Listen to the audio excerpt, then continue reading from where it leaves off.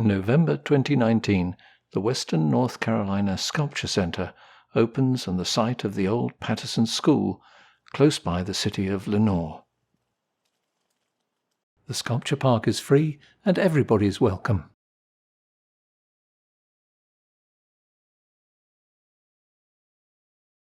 Sculptures are placed around a pond and large array of solar panels. The center occupies the former gymnasium of the Patterson School. The mission is to provide art experience for all grades of education, as well as workshops for military veterans. This is a work by the center's director, Zachary Smith-Johnson.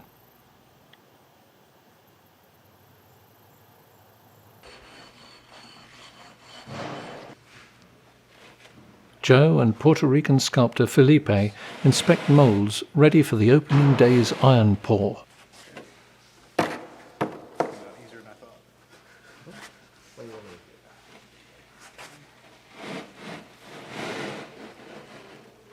Visitors can make their own iron tiles from these scratch blocks made from sand bonded with resin.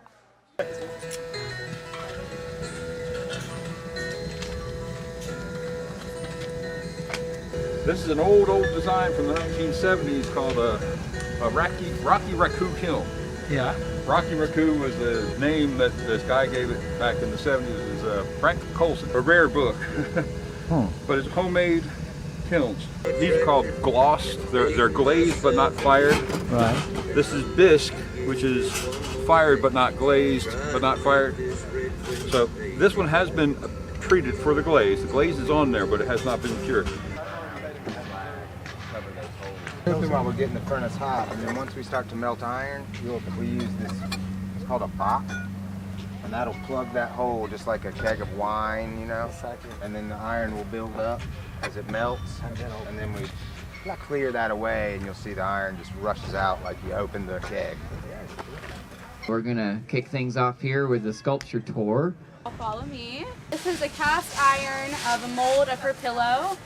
This is honestly one of my favorite works. This is a piece by the executive director, Jobe, and this is a combination of cast iron, stainless steel, and mild steel. Comment too, there is a trail back.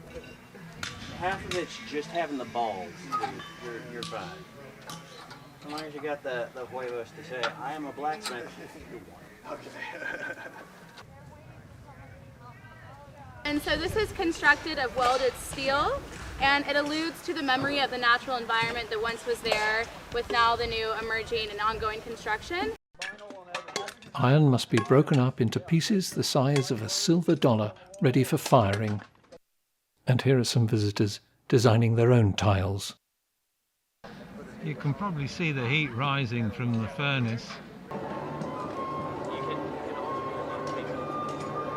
So you take it out of the kiln while it's glowing red hot. You sit in there like 5 minutes. These little pieces take maybe 4 or 5 minutes. Bigger pieces take a half hour or so. Then you put it in this. This is a little bit of sand around the side, and then a whole bunch of burnable stuff in the center. If you're lucky and you open it up just at the right time, it will oxidize just a little bit, and you throw it in the water. It reminds me of a croissant.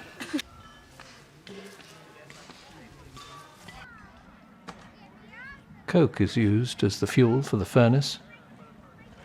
It's made using cast iron and mild steel.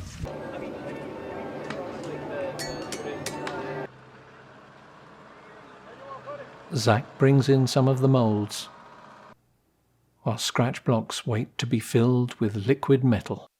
Okay. Can you see the pieces down there? They're glowing. 1795, 1829. It's still going. It's going to wind up at pretty hot. I'm hoping to be here often, so. Instantly turns to flame.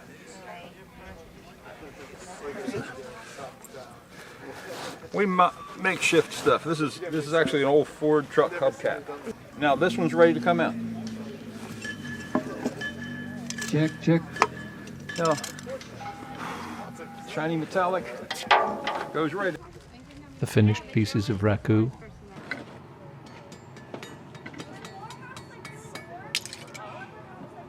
And weighing in at 5 pounds, This is what an iron tile looks like when it's complete.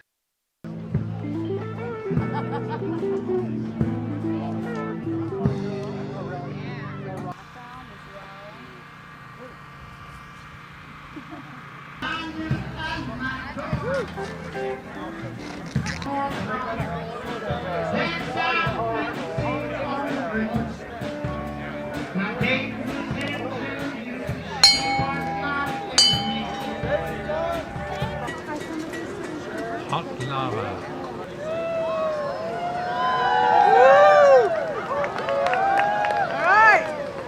With the liquid iron measuring around 2,600 degrees Fahrenheit, filling the molds has to be a collective effort. Oops, sorry. You all right? Yeah, I'm fine. You're up. You're a little warm here. Oh my goodness!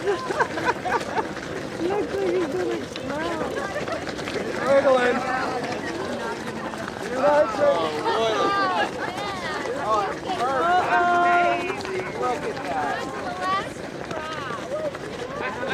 Nice job, everybody.